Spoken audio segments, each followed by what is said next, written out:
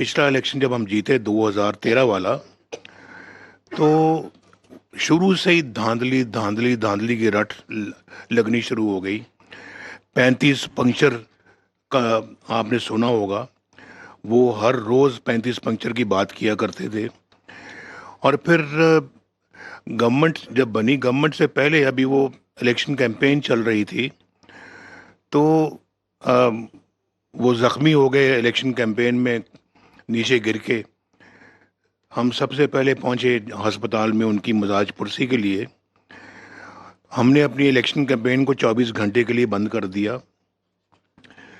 जब गवर्नमेंट हमारी जीत गई, हमारी पार्टी जीत गई, तो उसके बाद फिर मैं उनके घर गया। यानी मैं ये समझता हूँ, और जो कि मैं समझता रहा हूँ, कि सारी सियासी ताकतों को एक किसी अपना ख़ास एजेंडे के लिए काम करना चाहिए। अपनी अपनी सियासत ज़रूर करें, सियासत में मुखालफत भी उसका एक जुज़्व है, वो ज़रूर करें, लेकिन पाकिस्तान को और निज़ाम को ख़तरे में न डालें। मैं घर यहाँ पर गया, जानते हैं सब, बनी गाला में, और फिर अपना वहाँ पे मीटिंग हुई और हमने डिस्कस किया कि जी सबको मिल के इकट्ठे चलना है। तो तय हुआ कि जी इकट्ठे चलेंगे। और उसके बाद हमने अपना काम शुरू किया। हम अपना मसरूफ़ हो गए बिजली की लोड शेडिंग के ख़ात्मे के लिए, क्योंकि वो वादा था हमारा कौम से।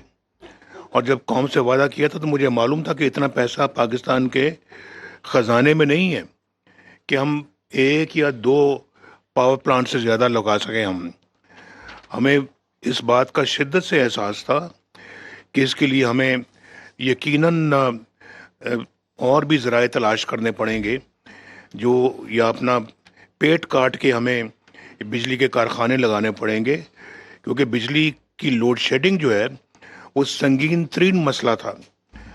उस वक्त दहशत गर्दी एक संगीन तरीन मसला था, और पाकिस्तान की इकॉनमी को संभालना एक बहुत बड़ा मसला था। डार साहब बैठे हुए जानते हैं कि उस वक्त पाकिस्तान डिफ़ॉल्ट के करीब था। उस वक्त पाकिस्तान फाइट के अंदर ग्रे लिस्ट में आ चुका था, और उसको बाद हमने वाइट में लेके आए। और फिर उसके बाद हमने जो है वो ये इन सारे मसाइल को हल करने के लिए अपना काम शुरू किया। अभी मैं बनी गाला में उनको मिलकर आ रहा हूँ, तो चंद हफ्तों के बाद पता लगता है जी कि इत्तेहाद बन गया है लंदन में, और वो मौलाना ताहिरुल कादरी साहब भी और मौसूफ भी और फिर कुछ और लोग भी उस पाकिस्तान के अंदर धरनों का प्रोग्राम बना रहे हैं।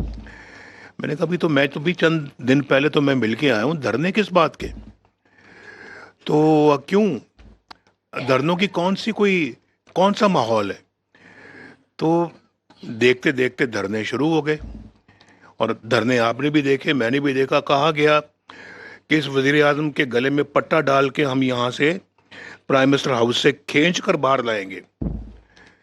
मैं उन दिनों में कहीं छोड़ के नहीं गया, मैं प्राइम मिनिस्टर हाउस में ही रहा। और मुझे मेरे लोगों ने कहा जी कि आप यहाँ से कम शिफ्ट हो जाएं या लाहौर चले जाएं कुछ दिनों के लिए। मैंने कहा नहीं, इधर ही रहेंगे। धरने शुरू हो गए, और उधर से दहशत गर्दी एक ज़ोरों पे थी, उधर से लोड शेडिंग ज़ोरों पे थी, उधर से हमने मोटरवेज बनानी थी, हमने कई दूसरे मंसूबे लॉन्च करने थे जो कि हमने किए। हम उनके बावजूद धरने होते रहे, हम मोटरवेज बनाते रहे, धरने होते रहे, हम लोड शेडिंग का खात्मा करते रहे, धरने होते रहे, हम बिजली के कारखाने लगाते रहे।